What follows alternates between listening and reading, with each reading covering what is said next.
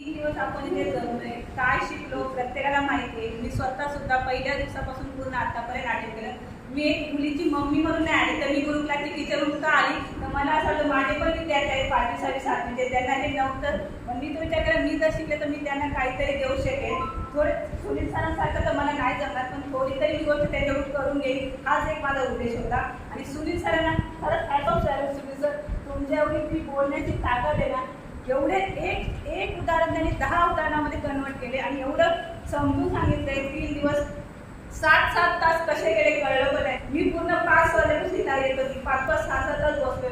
पण खरंच ते सांगण्याची जी टेक्निक आहे ना, त्या शिकवण्याच्या टेक्निक तर वेगळ्या आहेच, पण त्यांच्यातून जे शिकवलं जातं ते खूप म्हणजे त्याला व्हेरी इझी म्हणतात. व्हेरी इझी का व्हेरी इझी सांगताना खूप इझी, पण मुलांना पण ते करून दाखवायचं. नुसतं इझी नाही येतं, ते खूप व्हेरी इझी करून त्यांना तो रिपोर्ट द्यायचा आहे. ही